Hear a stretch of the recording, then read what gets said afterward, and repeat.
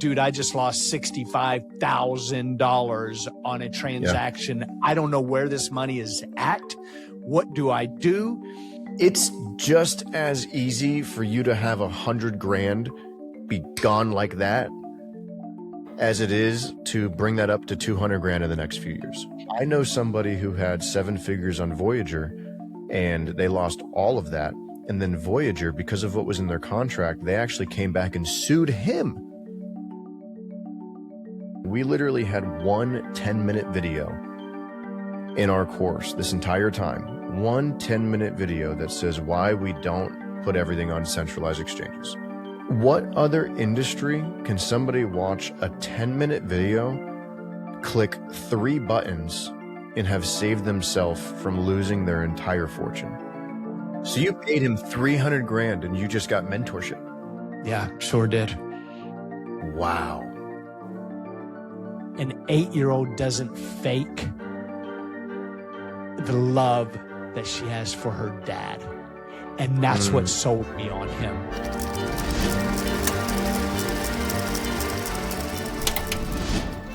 Today, we have a really special guest, a friend of mine. He started back in 2017 in crypto. He rode the whole thing, the run up, the crash, everything after. Most people who lived through this never came back, but he built a business on it. Today, he is the co-founder and CEO of Altcoin Pro, a crypto education company that is one of the largest in the United States right now. And it has helped thousands of people. And he teaches people instead of giving them the hype of what crypto is. This is what makes him perfect for the podcast. Ryan, thank you for being on the Michael James Way. Love the opportunity, brother. Dude, thank you for having me, man. Good to catch up as well.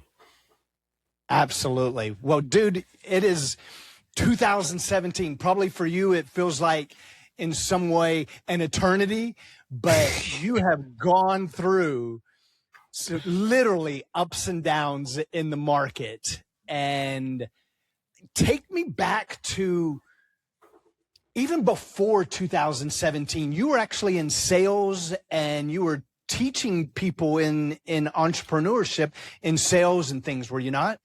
So that started happening in 2020. Okay. 2021. I started into like December 2020 is when I got into that stuff.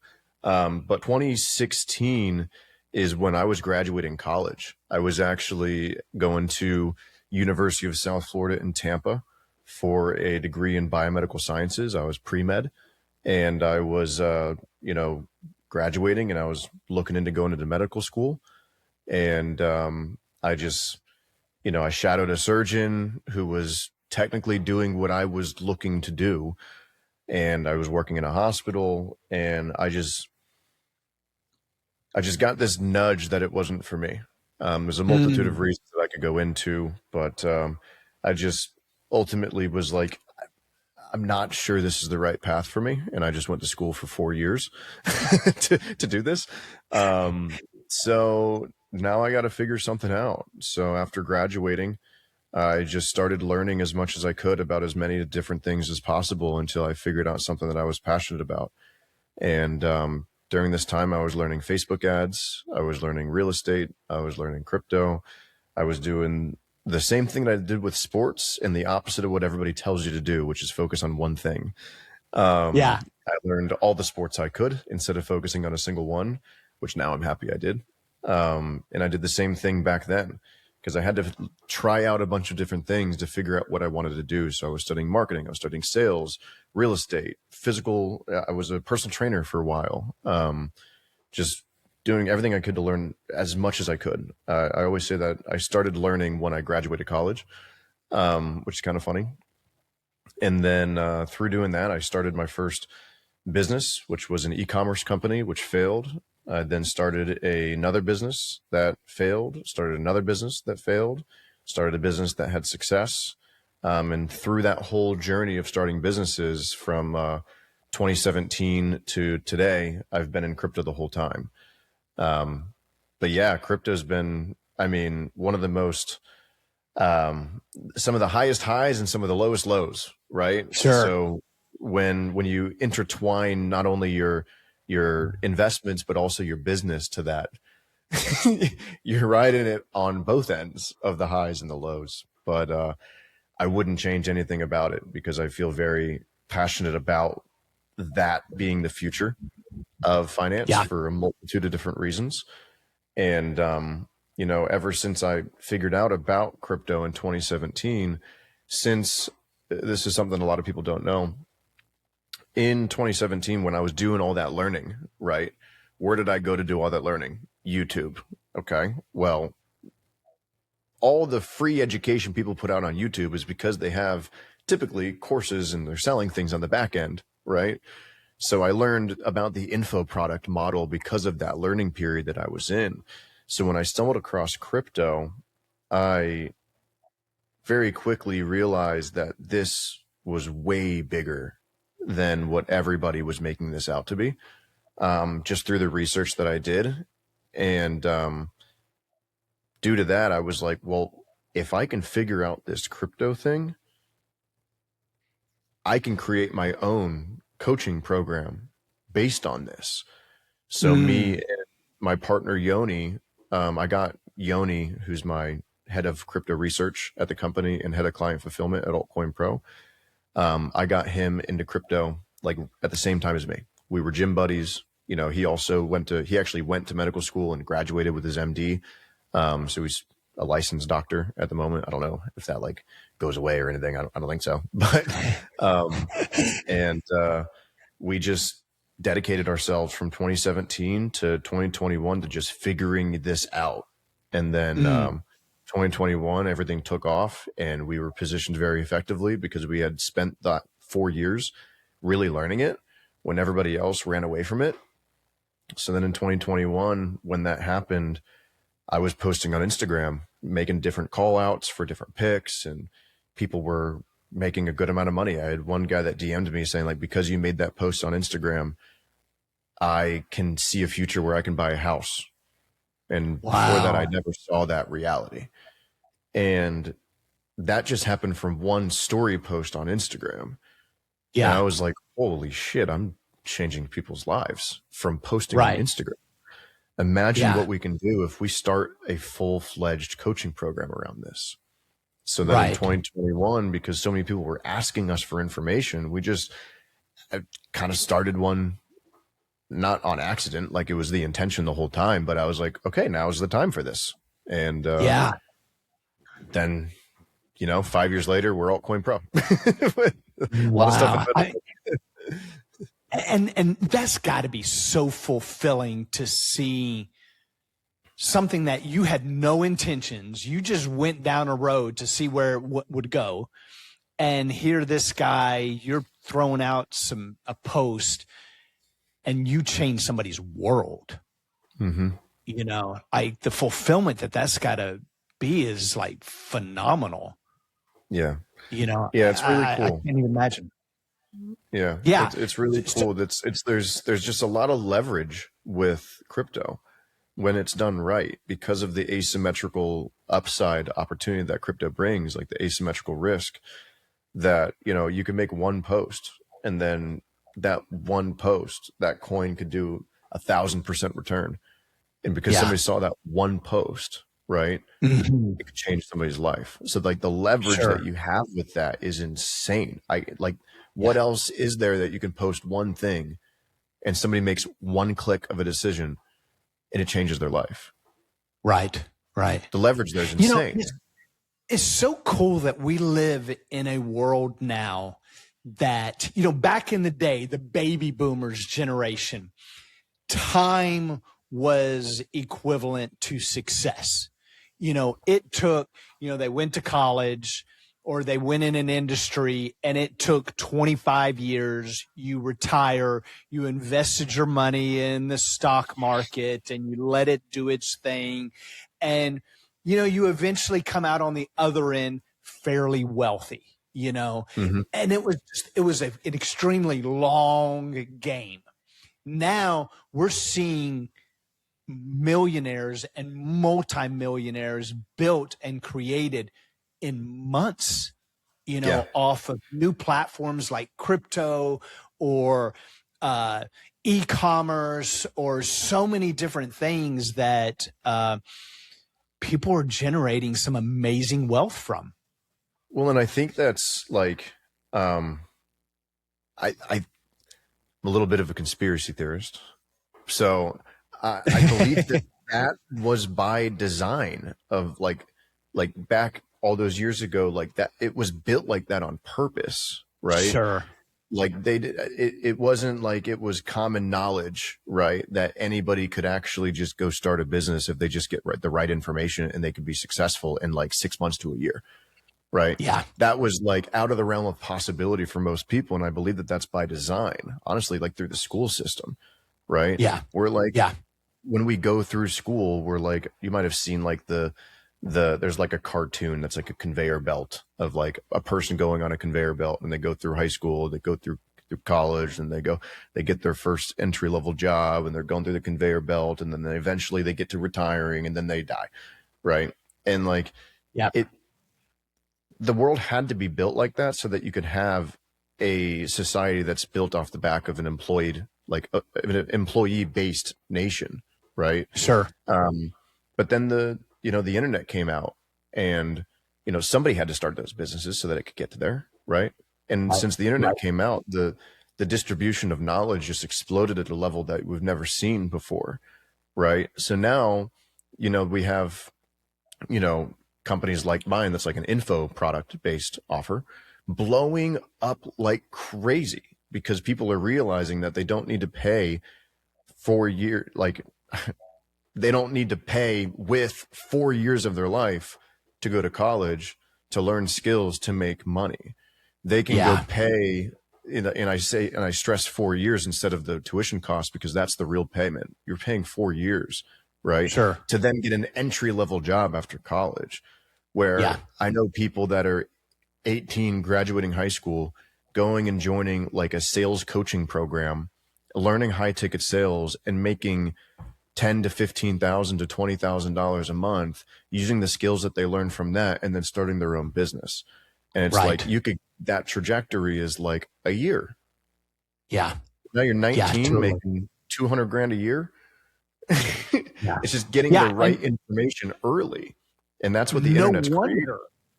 No wonder the education system is broken. I mean, there's so many stats on individuals that come out of it with a college degree that they don't even go into the field that they studied. Right. I mean, and yours is a totally different industry. I dropped out of college on my freshman year. I was taking a math course, and I'm really good at math. And the professor told the class, the final exam, at that point I had an A in the class. And he goes, your final exam is your final grade of the class. And I've never done well at test. Never. Like I choke. I put myself under so much pressure that I get flustered. And I made a D on that exam, and that was what showed up on my grade for the course. And I flunked the course. And I was like, this is stupid. Like, you're going to base my skill and my knowledge off of a test that that's just not my strength, but that doesn't mean that's my knowledge. And I'm like, I'm done with this. I'm going to go create myself. And that's when it started for me, was like, this system is broken. If I'm going to create, I've got to do this on my own, and I was 19 at the time. 3 years later, I was full-fledged in my own business. Like I took those 3 years to learn a trade, to learn by the best. And once I learned the skill, then I started learning the business aspect of it. And I'm like, I'm done. I'm launching out there, never looked back. I think I've had like 4 jobs in my life, like Papa John's was one, Chick-fil-A was one, a construction company was another, and then my company, it's like, that's all I know, it's like 18 years old, I was flipping chicken at Chick-fil-A. Yeah. No, it's cool that you got to work in those bigger companies though, because you got to get like an inside look at like, operations at scale, right? Yeah. Like I didn't get to have that experience because I worked for my dad, because my dad has his own business and he runs like a durable medical equipment business. So I would just, anytime I need money when I was in high school or something or middle school, I would just go work for my dad, Yeah. So I got to see his operations a little bit. But he doesn't have like he didn't have like the strict SOPs in place and like the, all that stuff that you get from like a large company. Sure. There's probably a lot that you learned in those experiences of working for those companies that, I mean, a lot of people probably that might be in those jobs are not even like paying attention to it and viewing it from that perspective. Totally. Well, you hop into a Chick-fil-A or like a McDonald's atmosphere where that process is so dialed in. Like, as simplistic as it may seem, that repetition of that process spans all over the world, where you can go and get that same cheeseburger in Alpharetta, Georgia, or Hong Kong, China, and it, for the most part, tastes the same. Crazy. It didn't come from just flippantly making a hamburger shack. I mean, it was very process driven over the contrary that a lot of people just don't realize. You've gone from 2017 diving into a world that you weren't super familiar with. By 21, you've got a big foundation of what crypto is, and you take it to the masses. And now from the outside, from my perspective looking in, you've got this huge platform that is helping others all over the world. What has this journey been for you from 21 when you're like, okay, I think I've got something, to now that you literally are impacting people's lives all over the world? So it's been, the first word that comes to mind is fun, to be honest with you. It's been fun. And I'll give a couple reasons for that. I like, one of the reasons that I chose to go down the path of entrepreneurship is when I shadowed a surgeon, I noticed that his day-to-day seemed monotonous for him. It seemed like he was doing the same thing every day. And there was actually a moment in time where I got done with high school. My mom picked me up from school and got in the car, and she could tell that I was a little bit, bummed, like not in a great mood. She's like, "What's going on?" And I was like, I just feel like I do the same thing every single day. I wake up, I go to school, I go to basketball practice, and then I come home, I play video games, I eat dinner, play video games again, and then I go to bed. And it's just the same thing over and over and over again. I'll never forget. She said to me, she goes, "Oh, you're too young to be feeling that way." And that's like lived with me my entire life. I don't even know if she remembers that. But then I saw that in that surgeon, and he just did not seem excited about using this. It's called the Da Vinci robot. It's a minimally invasive surgery device that like a robot literally sits over the patient while you're like over in a corner over here and you operate it from a distance. So cool. Wow. Right. Yeah. He didn't seem like he caved. Like he didn't seem like he cared about that at all. And like, he wasn't amazed by it. Right. Because he's been doing it for so many years. And, I just kind of future paced myself, and I was like, well, how am I going to feel? Like all this stuff is really new to me right now, but let's say I'm doing the same thing over and over and over again every single day for like decades. I'm probably gonna get bored of it, just like I was with what I was talking about with, my mom. Um, but this journey of entrepreneurship, moving back to that, every month is something different. I'm solving a new problem. In the beginning, the problem was, how do I get people to trust me enough? I'm just a guy Yeah. that, got a degree in biomedical sciences. I don't have a financial background. Like, Yeah. how am I going to get people to trust me to pay me for crypto consulting services? I got no accolades. Like, Right. why would they trust me? Right. Sure. And then I was like, well, let me just start posting the things that I'm doing. And then over time, I just keep posting results of like, look, this coin just did 1,000% return. I told you to buy it at 7 cents. It's worth $7 now. And after just doing enough of that, it's just like, you just pepper people with information to where it's like, you know, information and expertise can be translated through just communication way more effectively than just saying, I have this degree. Yeah. Right. Like, if I'm with somebody and I'm directly giving them advice and it helps them and it changes their like life, they're going to listen to me over somebody that has a finance degree every single time. Yeah. Right. So that's how I overcame that first barrier, was I just kept posting content on my social media. And then eventually people saw me as an expert in that field.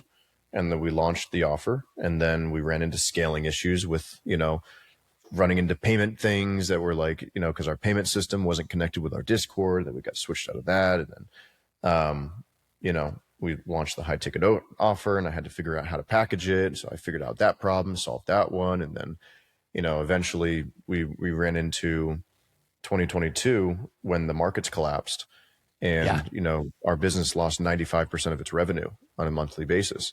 And now I got a new problem to solve. Sure. Right. So when that happened, I just focused on what I could control, which is also the number one thing with entrepreneurship, is focusing on what you can control and isolating that and not thinking too much about the things you can't. And so then I got opportunities to speak on stages around the world, and focused on, getting results for the clients that we had, and still trying to get clients, and just nothing was working. Ad account was getting shut down because it's a crypto offer. Cold outreach wasn't working because everybody thought I was a scammer. I mean, my organic content wasn't getting reach anymore because nobody cared about crypto. So then I was like, well, okay, how can I solve this? So then I partnered with a YouTube channel, and then partnered with a YouTube channel called Bull Runners. They've got a little less than 400,000 subscribers at the time of talking right now, July 2026. And I knew that I had the systems. I knew that, I'm very good with building systems and operations in a company. So I knew that our systems were very scalable from a fulfillment perspective. I've mentored over like 250 to 300 people in sales. So I knew that I knew how to do sales for high ticket. So we launched to the Bull Runners community our new mass market offer. It was a $97 a month offer, and then scaled that for a year until I could be hands off from it. Another problem. Oh, wait, I'm working too much in this one product. How do I systematize it to where I don't have to work in this product anymore so I can focus on another product? Yeah, I mean, it's just been a series of solving problems, and I love solving problems. And, I feel like a lot of people run into problems and they view it from a negative lens of like, oh, there's a problem. But if you just retrain your brain to like look forward to problems, then like now it's like solving a puzzle, right? Sure. And so, yeah, I mean, I've just, even during the 2022 time, I was like, okay, well, I know I've had a lot of people ask me like, how did you not just give up? Right. And I was just like, as long as you always like look at something as a problem that just needs to be solved instead of like something that's detrimental, then you solve the problem. Sure. Because if your brain is constantly not looking for ways to solve the problem, you're not going to solve it. Yeah. Right. Was there ever a thought during that time of, I went down a path that I should not have, or I should entertain the medical industry, or any of that during that time? No, there wasn't. And I'll give you some reasons for that. So in 2021, I was working as a business coach underneath a guy named Tanner Chittister. Very successful 9-figure entrepreneur. They've done like over $115 million in sales. It's a company called EliteCEOs.com. I learned so much from doing that. I'm so grateful for that opportunity. It changed my life. And, but I learned the client fulfillment side of it in a heavy way because I was working in that role, right? I was the business coach in a high ticket business coaching offer, some called a biz op offer. And I made a decision to leave that position because my company was doing very well. But when I was making that decision, I was worried about a bear market coming. And I just said to myself, well, I feel like I've learned a lot in this role, and I know sales now because of this role, and I'm doing sales for my own company now because of the sales that I learned from doing this role. But worst case scenario, let's say a bear market happens, I can just use that as an opportunity to go get a job in sales, in like high ticket sales, right? It's the same thing I was talking about with like the Chick-fil-A job that you had, right? It's like I stopped looking at jobs of like, where can I make money? And I started looking at jobs for like, where can I get the skills necessary that's going to help me in my entrepreneur journey in the long run, right? That's so good. Yeah. I didn't care about I think the money mattered, right? But like you get 3 things from every job that you get, right? You get money from it, you get connections from it, and you get knowledge from it, right? Anytime you're not getting 2 out of the 3, you should probably leave, right? Yeah. It's kind of like a rule that I've kind of set for myself in my life. And I was getting all 3 in the coaching role for Tanner, because I was coaching business owners. So I was getting a bunch of contacts there. I was learning a lot, and I was making decent money. I was, we're making up to 6 figures a year doing that. Yeah. And then, so then I was like, okay, well, I feel like I could learn more about the sales side of things. So worst case scenario, a bear market comes, I'll just pick up another job that's doing sales, right? So I did that, which gave me an opportunity to work inside of a company in the info product industry, only focused on the sales side of it. So now I'm learning the sales systems, I'm learning the processes, I'm learning the outbound dial frameworks, I'm learning the pipeline build out system, like all the stuff that I wasn't able to learn from being in the client fulfillment side of an info product company. I then got that. And then because I have such a deep level of conviction in the crypto space, like there was never a thought that's like, crypto's not going to come back. Right. I was like, sure. Okay. I'm still in CEO training. Right. Right. I'm still training and learning the skills necessary to take this business to the next level when the time is right. So then I wanted a YouTube channel to be a partner of mine, because if I've got a YouTube channel, in my opinion, that's the best source of traffic for a social media. People get the most watch time, so you can take somebody through the full sales cycle in a single video on a YouTube video versus a reel that's like a minute long, right? Sure.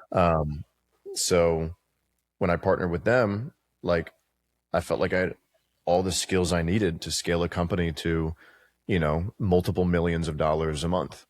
I knew all the sales systems. I feel very confident in my ability to sell a high ticket offer. I know the client fulfillment journey. I know how to structure a client fulfillment team. I know how to structure a sales team. I know how to train a sales team. I know how to manage a sales team. I know how to do all of that. I have been building all of these skills. And that's another reason I started that company, was to learn all of that stuff. Right. So I just studied business systems and automations and all that, and then launched a company around what I learned. So again, that was like, I knew I needed those skills. So I did something to learn those skills. And then I knew I needed to learn the client fulfillment side. So I did a job that got me that. And then I knew I needed the sales skills. So I did a job that got me that. Sure. And it just made it so that I'm getting paid to learn along the journey. And then, so now and today, the only thing out of that missing was marketing, which I was learning marketing. But if I can go get another audience why not just do that? Yeah. So I knew there was an opportunity where, you know, these crypto YouTube channels are really tired of promoting things that might disappear. Yeah. Right. It's a big problem in the crypto world. Companies launch and then they fall apart. And then it leaves the audience feeling like they just got burned. So I was like, sure. if I go to a crypto YouTube channel with an education-based offer, people aren't getting burned from education. Like, Right. it's the thing that they need to vet everything. It's like the Sure. baseline foundation of what builds this crypto world, which also I knew gave me stability with having a crypto-based company if it was education-based. And so the minute we launched with a YouTube channel, we solved the lead generation problem and already knew what to do as far as sales and client fulfillment and operations are concerned. And that's the only 4 categories of a business for the most part: marketing, sales, operations, and client fulfillment. So we've been able to scale very quickly to, you know, we're pretty close to having our first, you know, we'll probably end up doing about mid 7 figures this year, possibly more. That's awesome. Good for you, man. Thank you. That's because of awesome, it's because of all the like intentional knowledge building I've been doing over the years, right? Just sure. Too many people are chasing money and not chasing knowledge. Yeah. But when you chase knowledge and then you finally reach that point where it all comes together, you have a hockey stick like growth that then the money comes. Knowledge comes before the money, but so many people are focused on trying to chase the money that they forget about the knowledge, that they never get the hockey stick growth. Right. Yeah, for sure. You know, I love the fact that you took advantage of learning from somebody else in another job, taking all of that instead of going at a mindset of like, I need X amount of dollars to make my living. You looked at it like, I need this knowledge. Money is great. I need that too, but the knowledge was more important. Yeah. And you took that like, okay, now I have fulfilled that. Now I'm going to go somewhere else and do the same thing. And you just started piecing these puzzles to where you didn't have to, unlike myself, you didn't have to go and learn another industry. Like my industry being luxury home remodeling, I was good at the skill of remodeling. I was not good at sales. I was not good at marketing. I didn't know what that even meant. Sales, marketing. I thought if you wanted your home remodeled, I was good. You would call me because you knew I was good. Let's do a deal. Yep. You know, and that worked for years. It worked to take me to 1 million in revenue. But it did not work to scale any further than that. Like I had to then shift into, oh, I've got to have a website. Oh, now I need to market myself. You know, I remember having the mindset of going, why would I need a website when I'm full of work with just referrals? You know, that was like when I was doing $800,000 a year in revenue, you know, and probably making, you know, $70,000, $80,000 a year as my personal income. Wasn't the bottleneck. Yeah. Right. But now, you know, it's totally reversed, where now all of my clients are new leads. I do have a percentage of them that are referrals, but it's all, you know, from Google or is from Facebook or Instagram or something like that, that is completely switched where, and then everything, to your point, is all informational based first. You want to know who you're going with and what they're about and what they stand for way before you even make the first phone call of, I want to remodel your home or I want to do all of this thing. You know, people are looking you up before they ever go on your altcoin platform to sign in, you know, to sign up for that program. They're getting all that information way sooner than that. Oh, yeah. And if you're not the one who's given the information, somebody is, and somebody's going to get that sale before you. Consumers are way more tapped into the ability to do research now than they've ever been.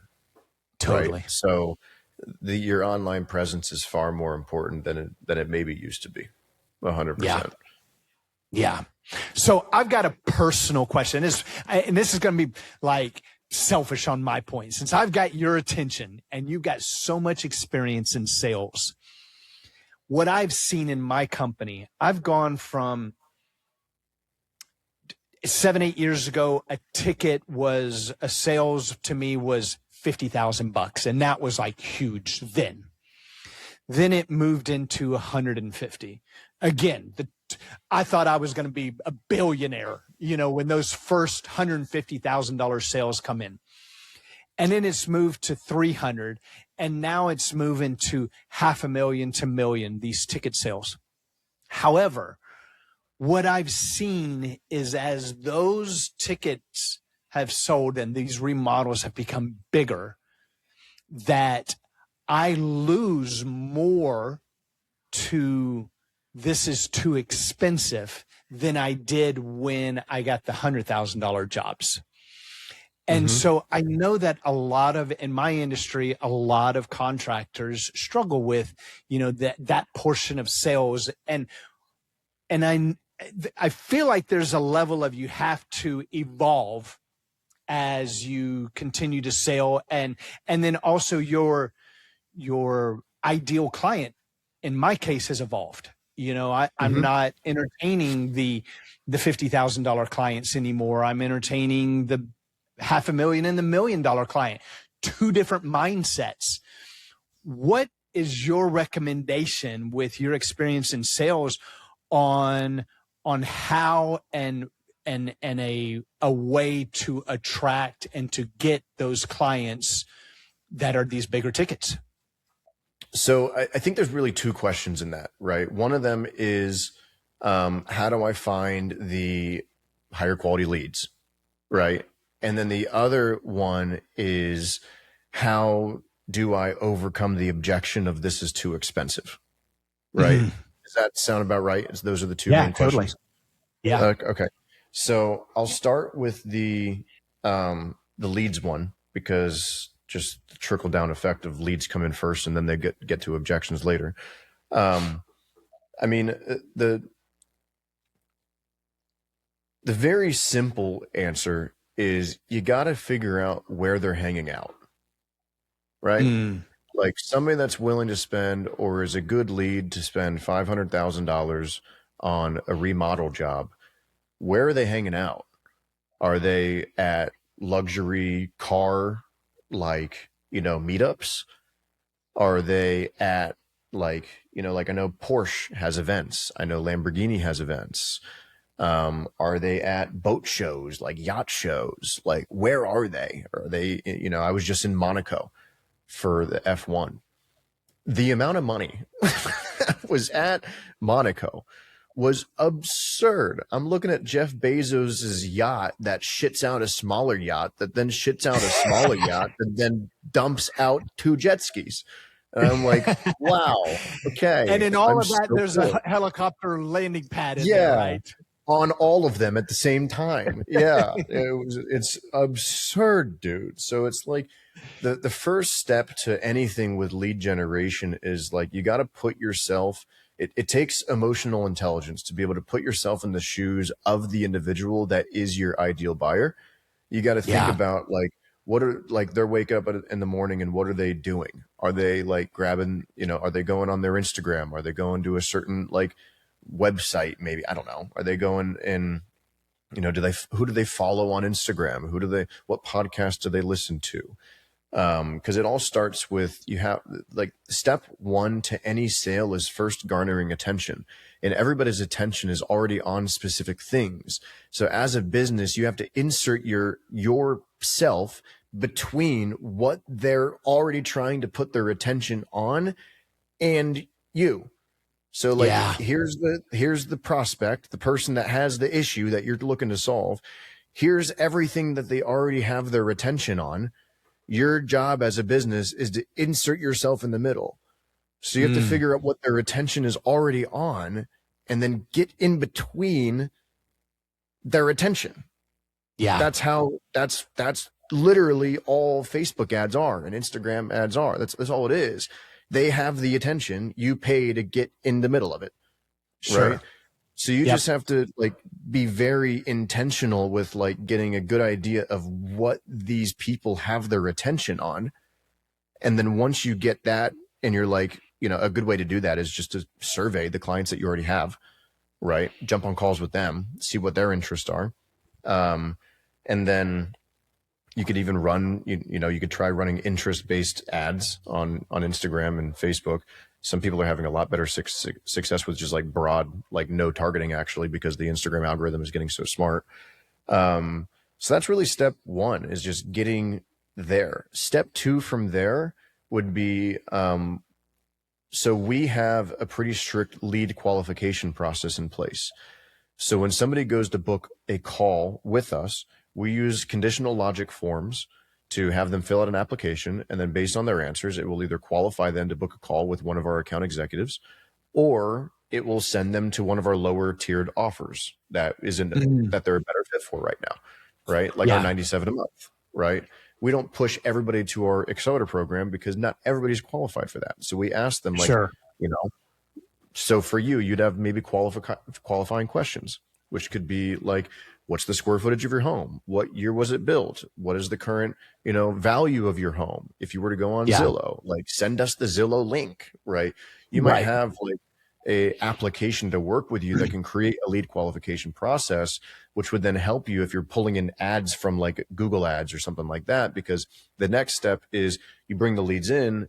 Now you're going to have to put in a filter so you can, you know, qualify these leads and push them to the right thing, right? Maybe the ones that are disqualified, you have an affiliate partnership with another remodeling company that is happy to take those leads. Then you make a cutoff of that still, and then you get to liquidate some of the ad spend on the referrals that you get. And then you're not throwing away all the leads. And then from there, you get people on a call. And then if they hit you with the objection of like, oh, that's too expensive, the next thing you got to figure out are what are the ramifications of going with a cheaper option? Yeah. Right. Yeah. I know a guy that that he built a brand new home, and because it wasn't built right, the patio, all of the tile was cracking. None of the cabinets were flush, and they overlapped. Like, so the entire kitchen cabinetry had to come out and be put back in. And then he was getting into a lawsuit now because of that. So like, what are the ramifications of going with the cheaper option? And then it's also a branding game, right? How can you brand yourself with all these testimonials of like, these are the clients that we've worked with that have trusted us. So then you build up all this social proof that backs up why you're so expensive. Yeah. And it creates a good reason for why, like, it's going to, you got to convince them that it's going to be more expensive to go with the cheaper option. Sure. Yeah. From a speed perspective, from a performance perspective. And, you know, also just some people will choose a more expensive option just because they like you. Yeah. Right. Yeah. So, and a lot of people think that, oh, if it's expensive, therefore it is better quality or better for me. Yep. Yeah. 100%. So that's, I mean, that's the kind of the top down of like how I'd go about that situation. Yeah, that's huge. I love what you said about, you know, in the first part of the conversation is go where your client is, where they hang out. You know, I am not going to find someone who wants a $500,000 remodel who hangs out at the place to rent the boats. I'm going to find the one who is at the marina who owns the yacht. Yeah, exactly. Know? Yeah. It's, I mean, you've never seen a Lamborghini commercial, right? Right. Exactly. Why is that? Well, because Lamborghini quickly realized that their audience is not typically sitting around watching TV too much. Yep. Right. So it's like, you know, just being intentional with, and that's also why they say, that the person that you are most equipped to serve is the person that you used to be. So if you're able to help the people that used to be in your situation, it's very easy for you to know where they're hanging out and what they're doing and what gets their attention. Right? Yeah. So it's pretty simple to get in front of those people. Yeah, for sure. So you've gone, like, this has been a long game for you, you know, with starting, you know, 21 when things are going great, 23, 22 was the crash. Like, how has that been for your clients as far as like the trust level that they have in you? You said you lost like 95% of your clients. How have you maintained this trust level throughout when, you know, let's face it, crypto world is very volatile? But yes, so go ahead. Yeah, but is it volatile? You know, if you know how to actually operate in that world and you know when to do, when not to do, when you're selling or trading on the low end, when you're selling or trading on the high end, like, then is it volatile? Yes, so a few questions, and then I'll start with the first one. So one thing that we learned from Blockchain Insight Group, which was the first consulting company name, we sold our high ticket offer, the big crypto accelerator program, and then when people graduated, we would graduate them into our, you know, $97 a month offer, right? So the issue that created was that our back end product wasn't really one that could self-sustain the company if something really happened, right? Yeah. So all of our money was coming in on the front end. So we were relying on new leads coming in order to keep the business really churning and you know, and going. Sure. We got a nice, comfortable, you know, MRR that wasn't anything crazy from the 97 a month, but the minute new leads weren't coming in anymore, that's where the risk was in the business. So with Altcoin Pro, we have created a new back-end continuation offer that we offer to everybody, to where, sure, they could drop down into this $97 a month thing still, but they don't want to, because they liked the support that they were getting from the accelerator program. So we were just like, well, let's just create continuation offers so they can keep getting that one-to-one support instead of just dumping them back into the $97 a month bucket. And then our LTV shoots through the roof. I don't know why I didn't do that before. I mean, so that was one like problem that I solved in the company that then created a much more sustainable ecosystem for the business, right? And increased the lifetime value of every single client dramatically, you know? Right. And right now we have a 93% renewal rate for all clients. That's for just awesome, still man. working with us after they work with us. Yeah. 80% for people that choose to continue working with us one-to-one on the back end, on the continuation offers, which a good KPI for an info product business is like 30%. Yeah, so dude, those are amazing numbers. Shattering it, like absolutely destroying it as far as that's concerned. But the reason for that is because also the strategies that we were teaching in 2021 and 2022, as far as like, you know, because we've been teaching people how to make passive income with their crypto the whole time, right? Yeah. But one of the big issues is that the DeFi protocols, when you would earn passive income through them, they were paying you out in a token that was just a yield bearing token, is what they would call it, right? They would just pay you out this token that like really didn't have much value accrual to it, which means the token itself didn't have a whole lot of utility to it. It was just a token that you get paid yield in, which was kind of like a cheater's way of these protocols getting you paid out for like providing liquidity or doing things that help the decentralized exchange or the decentralized protocol, whichever one it is. And then, so that was one issue, is that the passive income that we were earning was not the best, and it created a manual step of needing to quickly convert that asset into one that actually is worth something, right? Mm-hmm. The other thing is that all the APYs that we were given, nothing was being denominated in dollars. It was saying like, if you put in this amount of tokens, you're going to get this amount of this specific token every single, day, right? And people make decisions based on the dollars that they're going to be making, not based on how many of this random token that they're going to be generating.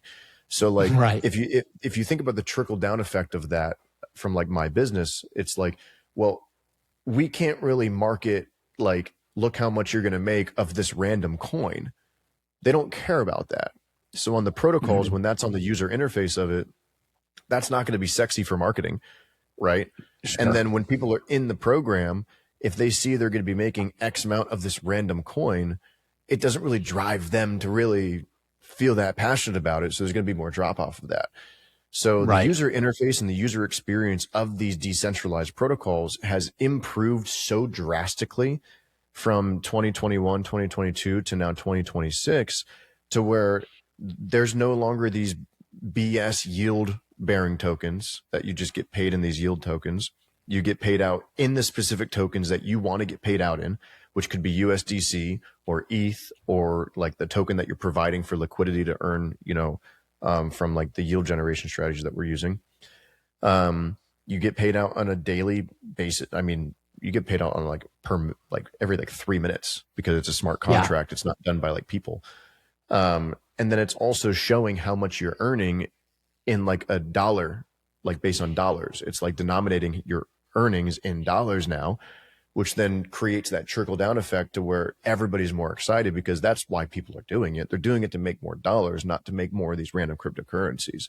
So there's a long way of explaining that, like the ecosystem itself, like the strategies haven't really changed a whole lot, but like the infrastructure of crypto itself has changed drastically to where it's way better today, that even though we're in a bear market right now, it's different, right? Like our previously with Blockchain Insight Group, our revenue went with the market.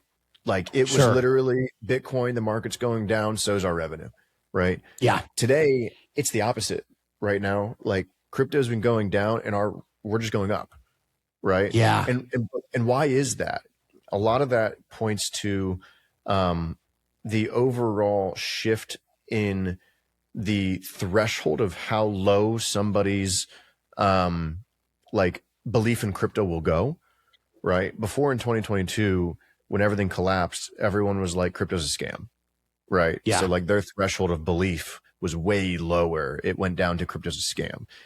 Now the threshold of belief has gone from pointing the finger to pointing it back, right? Sure. To where now it's created this situation where people are down 60% of their portfolio, 70% of their portfolio. Instead of pointing at crypto as the problem and having a victim mentality, they're going like, well, the US government's now kind of backing this. They're talking about the Genius Act and the Clarity Act. They're actually putting regulatory policies in place for crypto, right? Yeah. So like they're seeing movement that's integrating crypto into the world. So now it's like, you can't say crypto's the problem anymore. So if you can't blame someone else, which there's still going to be a percentage of people that do, of course, right? Sure. But we're seeing a shift in the overall like collective consciousness of people in crypto, to where they're starting to realize that they're the problem. Absolutely. They didn't take profits when they should have. They don't have a strategy that's conducive to being able to be, independent of the markets. Yeah. So who benefits from that?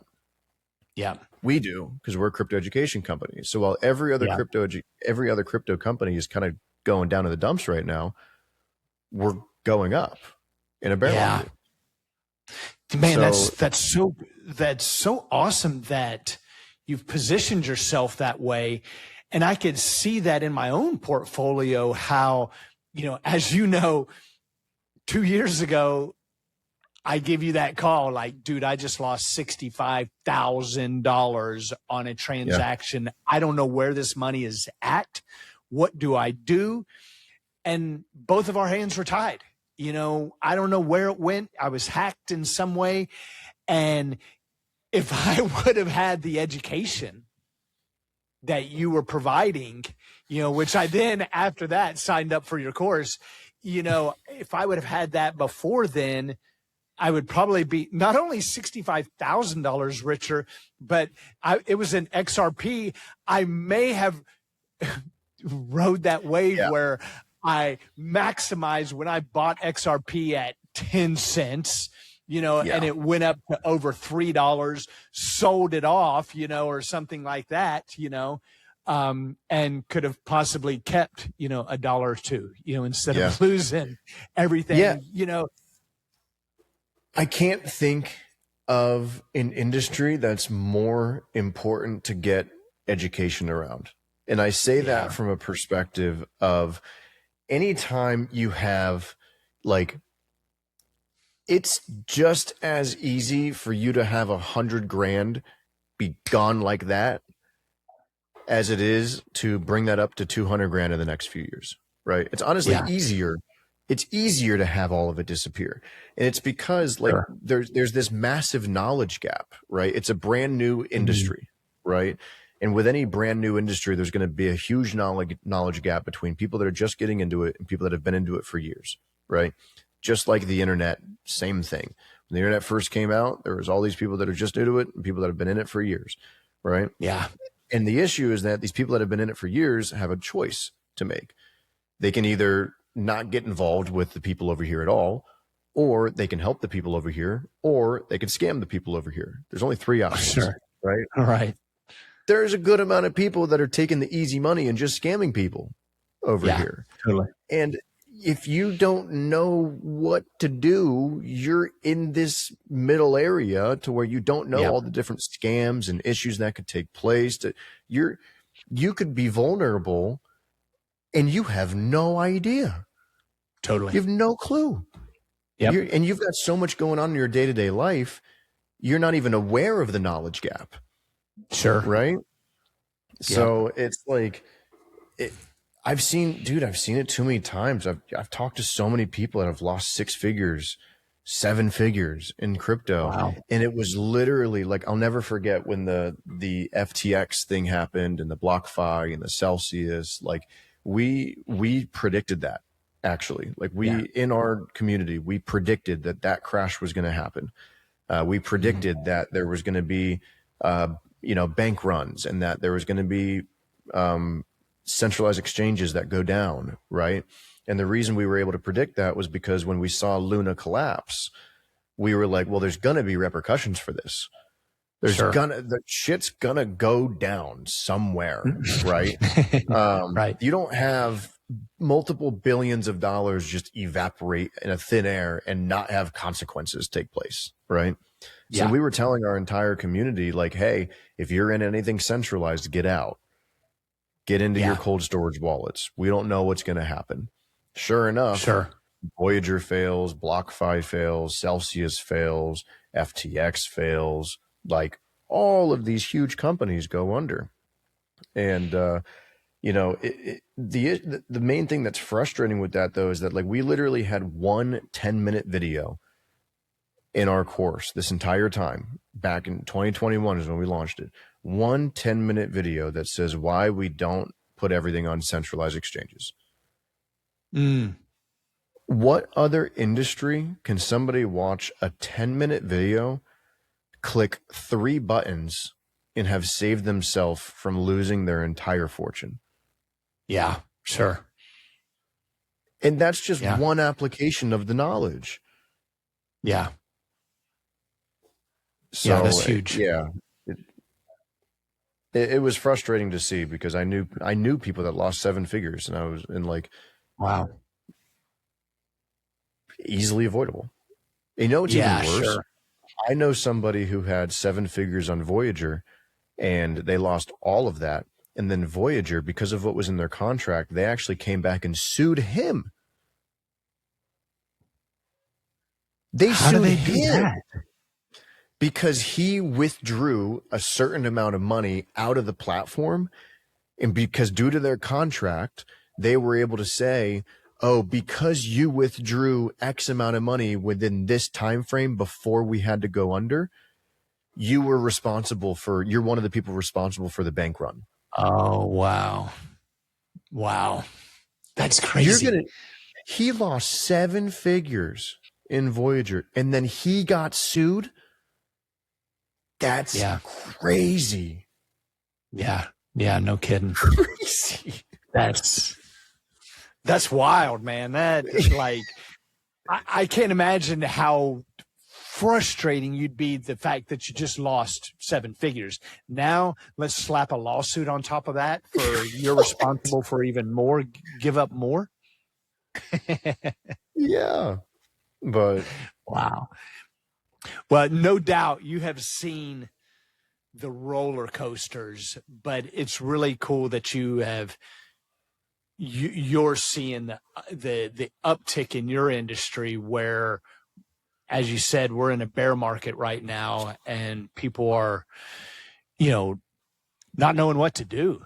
And, thanks to your course and educating myself, like I've learned so much. I'm making money in my portfolio right now. Whereas 2 or 3 years ago, it was just something in my mind that was like, I know I need to put some money there. I know there's something there. So I don't really know what it is. I don't even know what XRP is, or I don't know what Bitcoin is, but I know it's something. Let me just throw some money at it and not really be educated. And of course, as it's increasing and rising, it's like throw more money at it, knowing that it's going to collapse at some point. But instead of being educated with it and going, okay, when is the time to sell? When is the time to buy? How do you manage all of that? Which could have been super helpful being educated. And so I learned the hard lesson of losing $65,000 before. I was like, I need Ryan. I need a mentor. I need somebody that can help me along the way, so that I don't get that sting in all the hard effort I put in to making that $65,000 on my regular job. Yep. Yeah. I mean, people, they'll say, their goal with crypto is to become the first millionaire in their family or to create generational wealth, right? It's wild to me that with such high, lofty goals that some people will decide, yeah, and I'm just going to try to do that by myself. Sure. Why? Like, mentorship is addicting, right? Once you get mentorship for the first time and it's successful and you're like, wow, I feel like I just shortcut 7 years. Totally. Right. It becomes addicting. And I think one of the big problems is that too many people have trusted the wrong people and been burned. And then they wrote off mentorship, which is really with knowing how much mentorship has impacted my life, really a shame. Sure. And if that's you, please give something another chance.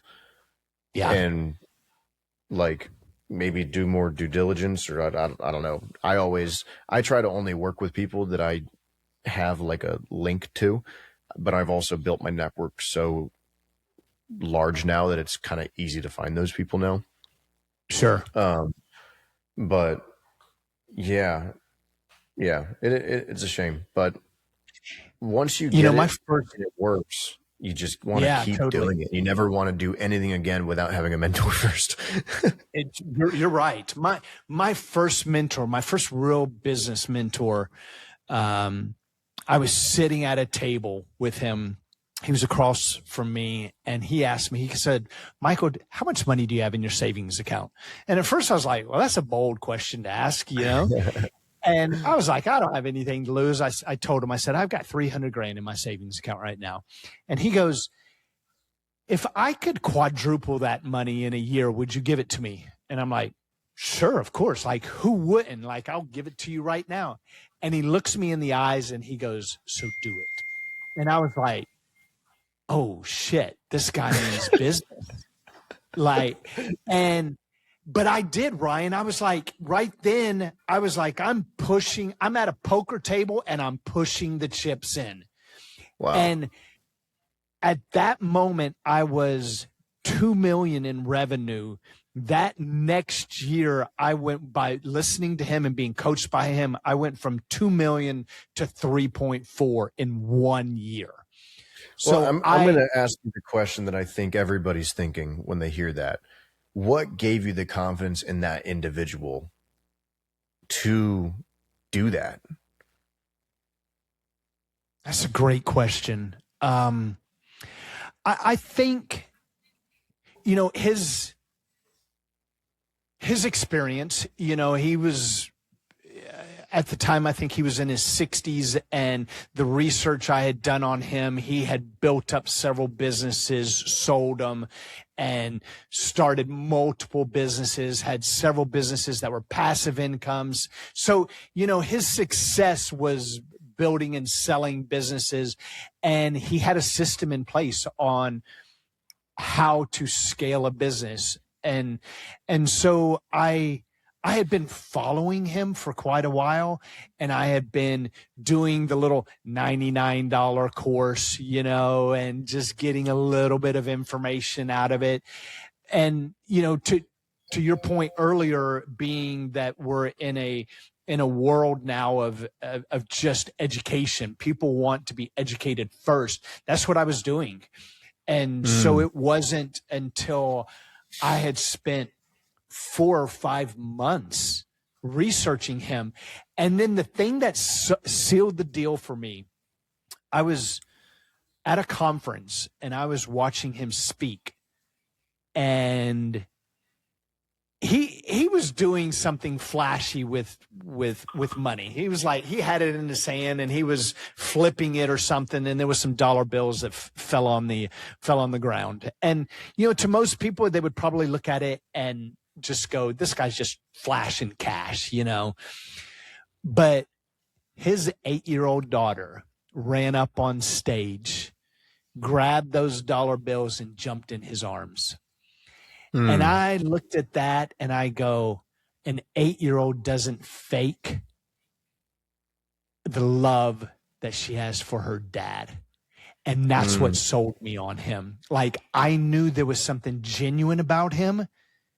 And if there was something fake, an 8-year-old doesn't do that. You know, they don't hide truth, you know. And that was really what sold it for me. I was like, if he does that for his daughter and his family, he'll do it for his clients, you know. And that's really what made me go, I'm going to follow this guy. I'm going to go with his. And although I have moved in a different direction on his coaching, I felt like we got to the point I wanted to get, and then I went in a different direction. But he took me from 1 million to 6 million, you know, in a 5-year period of time. You know, so that 300 grand, you know. So you paid him 300 grand and you just got mentorship. Mentorship, yeah. Wow. Yeah. Yeah, sure did. That is, I mean, that's a wild story, to be honest with you. Yeah. I mean, I've never spent 300 grand. I mean, I've spent significant amount, you know, on mentorship. Yeah, sure. I mean, it was life changing. You know, I brought my team in on it, and they were part of it. They got mentored as well. They got, you know, and then we took principles that he used in his business, and I applied them in my business. I mean, it was no doubt the biggest ROI that I've ever had in business. You know? And what was the revenue that he was doing, and how did you know that he was the needle mover that made it so that ROI, that revenue was coming through?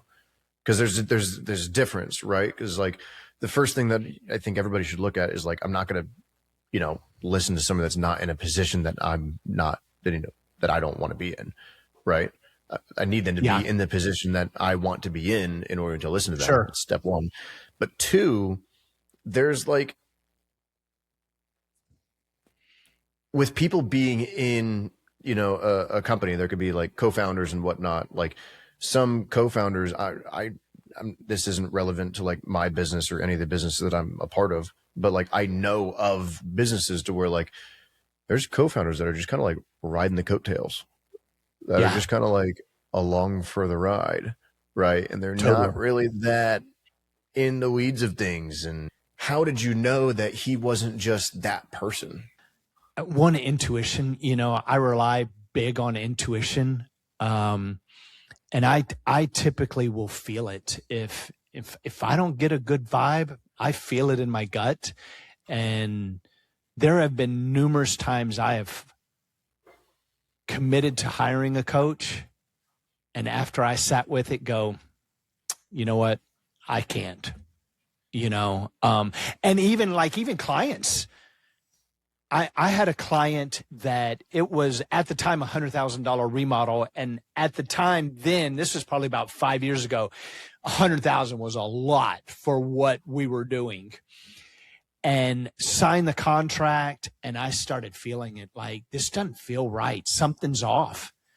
And I went back to them. They gave me, sorry, it was not a $100,000 remodel. It was a $700,000 remodel. And they gave me a $100,000 deposit. And I went back to them and I gave them their $100,000 back. And I said, I just don't feel like we're a good fit. There's something I just can't I can't sink my teeth in, but, I just had to trust my gut. But, you know, another thing that he did, he sold one of his companies for, I think, around 90 million. And he gave every one of his key players in that company like $1 million each for the sell. And I'm like, you know, CEOs just don't do that. Entrepreneurs just don't typically do that. A lot of entrepreneurs are about themselves, and you're here to help me. And if you don't like it, get the hell out, you know? And I knew that that's not how he treated his employees. I knew that that's not how he treated his family. And if he didn't treat his family and his employees that way, he's not going to treat me that way. And so, you know, it was a really easy decision for me, to do that. But, you know, it's not for the faint of heart. I mean, it was a big gulp, you know, for me to do that, but no doubt the biggest ROI that I've had in business. But, you know, Ryan, not everybody's got that kind of money. Not everybody's willing to even take that big of a risk. But one, I'd say you got to trust your gut. And then two, to your point, mentorship is going to speed up the level of learning. You know, you go and do the 4 years in college or whatever in medical school. Yeah, all of that's necessary. However, there are ways to do it a lot faster. And when you sign on to somebody like yourself, who's got the education, who's known in the industry, who's the expert in the industry, I could have taken that $65,000 and gone a long way with you if I would have just given you that and said, Ryan, teach me, you know, because that's what you did. You went the 17 to 21 and go, I'm going to learn about this industry. Yeah, you're working, you know, in the background, creating income, but on those off hours, on those grinding hours, you're dialed into what is it about crypto. You know, so no doubt, long hours, hard effort, the grind, is this going to pay off? But it did, you know, and now you're in a place that you have positioned yourself in the industry to this bear market. Now people are running to you. It's like, I don't want to happen what so many people have gone through, of the loss of their hard-earned money through a level of investing that, you know, they're not necessarily good at, but they can rely on you. Yeah, I want to actually go back on something that you said that I think is really, really important. You mentioned that your mentor he gave $1 million to each of the key players that were really heavily involved when he had had like a big payout or something from his business. Yeah. Yeah. And a lot of people would never do that, because a lot of people in business are kind of like in it for themselves. Is what you mentioned. And through my entrepreneur journey, and the reason I'm bringing this up is because I feel like I've kind of gotten to a point that, like, I mean, good amount of entrepreneurs don't get to this point where they hit like mid 7 figures. I think that, 99% of businesses fail. But so like, I feel like I'm now starting to like learn lessons that like the majority of people haven't really gotten to yet. And the lesson that I've learned recently is by observing other businesses and kind of observing like how my emotions are as CEO in my company right now, and like the things that excite me and whatnot. Is that I've recognized that, a lot of people say this, that like entrepreneurship it's a mindset game. It's a personal development game. Right. And I think one of the reasons that so many people get caught up and don't go as far as they want to in business is because of their ego, right? Their ego forces them to prioritize them hitting their own personal numbers over the goals and desires of their team. Right. So, and I want to, like, one of the reasons I say that is because, like, I remember when I had my first $10,000 month, I mean, I was bawling my eyes out. I was so proud of myself. I was so happy. Like, I was like, holy shit, it's working. And then when I had my first $50,000 month, same thing, called my parents. I was like, holy shit, it's working. Right. But then 100K a month, didn't really have that. 200K a month, didn't really have that. 300, didn't really have that. It just kind of like, it shifted from, this excitement to hitting these numbers to where, because I grew as an entrepreneur and the expectation myself was so high. And like, I genuinely believe that, if I wanted to, I could create like a $10 million a month company. Like, and there's no doubt in my mind that I could do that. Right. So like, I feel like you get excited when you overachieve your own expectations of what you overcome limiting beliefs, right? Is when you really feel those spurts of like, holy shit. Right. Yeah. But those moments of excitement are still in you somewhere along your business journey. But I feel like so many people don't figure out, like their ego prevents themselves from realizing that those emotional feelings of like excitement can now come from when their employees reach the goals that they're seeking. Right. Like one of my employees, when he first started working for me, his goal was to be able to move out of Germany and move to Asia and move his entire family. He wanted to get out of there, but he was working, a job that was in person over there. So he couldn't do that. So I was like, okay, well, come work for us. After some time, you'll be able to leave. And then, we'll increase your salary as the company gets there, and then you can leave. Well, he's moving to Thailand, like this month or next month. So like his goal was like a year ago or 2 years ago when he told me that. And like the fact that he's doing that now, like, lights me up. So now it changes the focus for me as a CEO, right? Because I recognize the same feeling that I was getting from hitting my own personal numbers.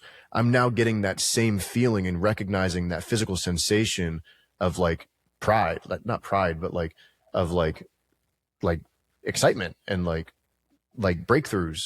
And I'm like feeling that second hand through my employees now. Totally. So think about what that does for the company, right? Yeah.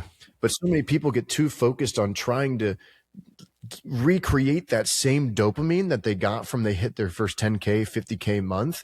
They're like, well, maybe if I hit $1 million, I'll feel that. And they keep going. But then that doesn't allow the trickle down effect to happen, because the way for your business to really be successful is to make it so that everybody in your company's goals can be reached through your own goals. Right. Yeah. And if your goal then shifts from how much money can I make personally to like how many people's dreams can I get to fulfill within my own company, and that's where the new dopamine hit comes in. I mean, when does that end?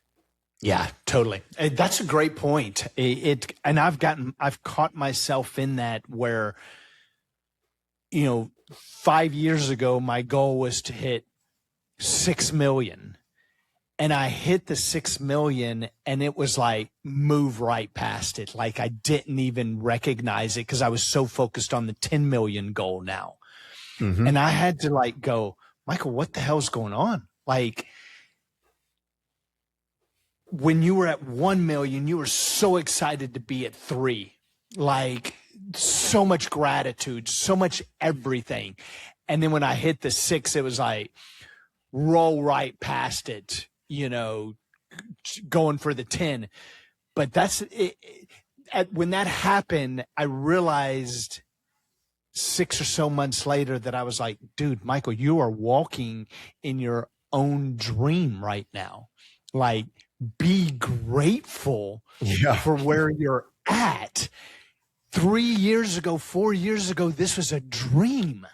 This was just a goal that was set on a piece of paper, and you just blew by it in pursuit of the 10, you know? Yep. And I had to like have a really big come to Jesus meeting with myself. Like, dude, like be grateful, you know? Yep. And I love what you're saying. With that experience that I went through, shifting that to the fulfillment you're getting from your employees seeing and hitting their own goals. That's amazing. I love that. Well, and it's but think about it from an emotional standpoint, right? I like to, everybody makes decisions based on logic and emotion, right? Yeah. Sometimes you almost feel like the logic and the emotion contradict each other, but many times the logic and the emotion are actually in tandem, but the logic is delayed gratification, right? So I'll elaborate on that a little bit more, right?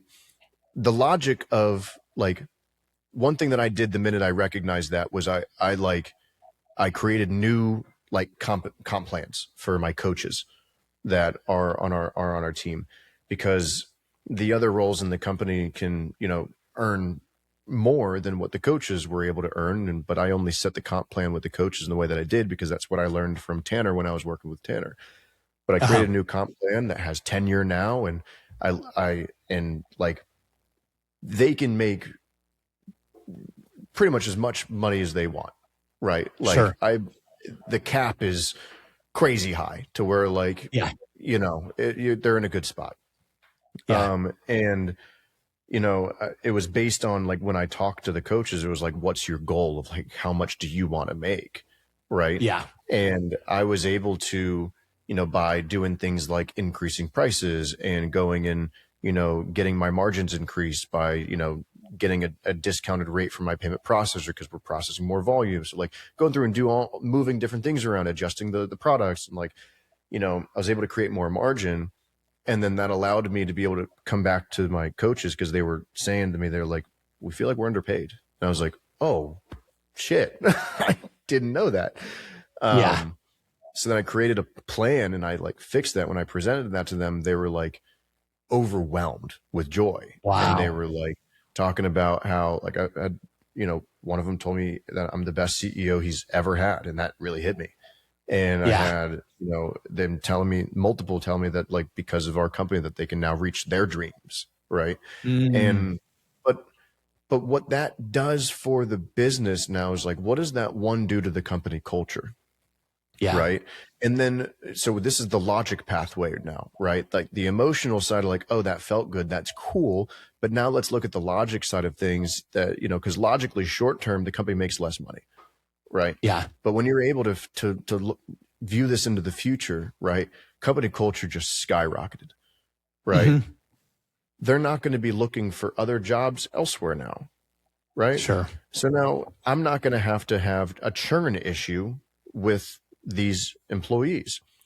The employees are going to get better inside the company every single year that they're with me. So it makes sense to continue to pay them more, because they're going to provide more value, because they've been in the business for longer and they've been more time around us, our processes, and, you know, knowing how to solve each individual problem. So now if I get rid of churn and I make it so that like my employees literally never leave and they're with me forever because they can reach all their goals inside of my company, right? Then the company makes more money in the long run. Sure. right? Yeah. Because it could be 1 month where like I have a coach fall off for whatever reason, and then we have to hurry and rush to find somebody else to fill that gap, and then maybe it takes longer than expected, and now we can't bring on new sales for that period of time, and then like that creates more of a deficit than if we would have just paid them more anyways. Like, sure.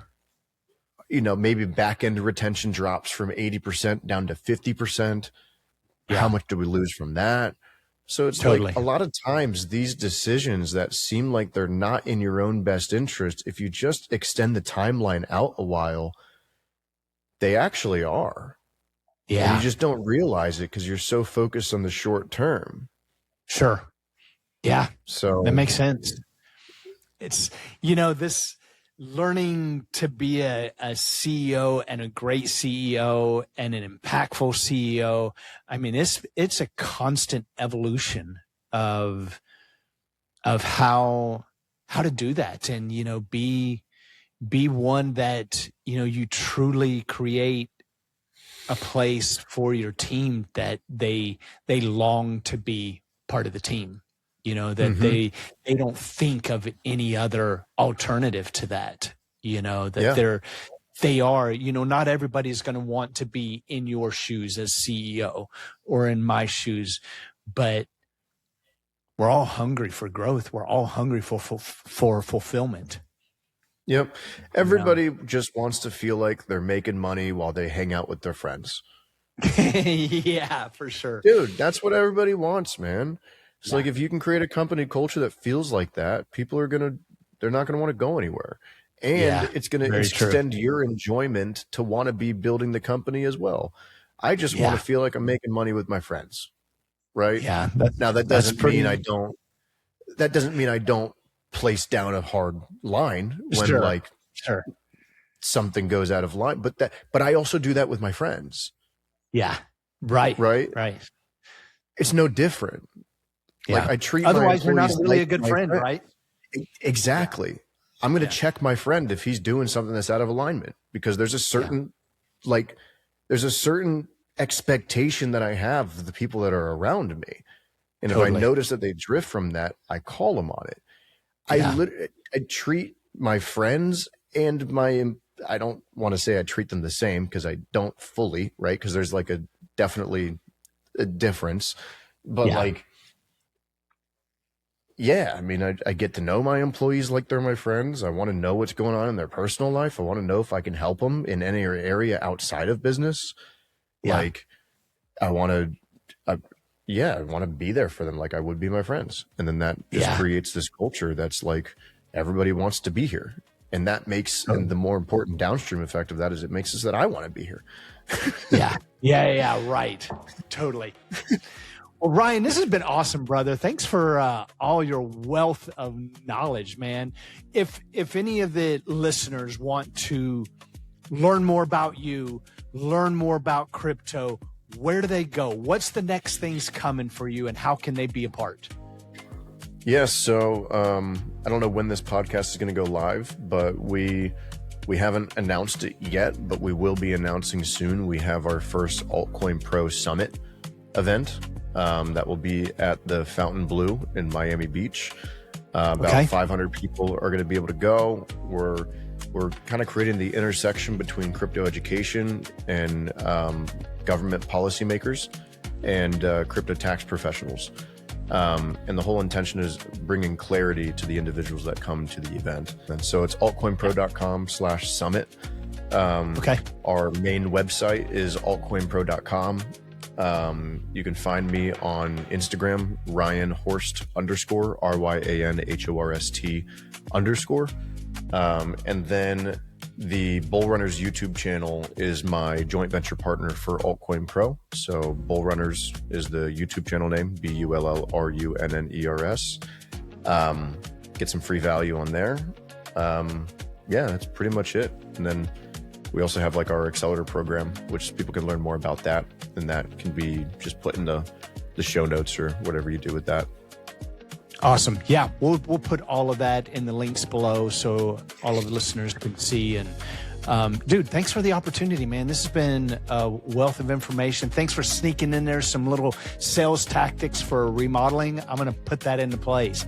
I love, sales is sales. It doesn't matter what industry you're in. Like you said, people make decisions off of logic, and emotions. And so it doesn't matter what industry you're in. You got to know that that's how they make decisions.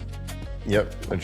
You're just matching a problem with a solution. That's really all it is. That's right. But it's been cool getting to know a little bit more about your story and catching up with you too.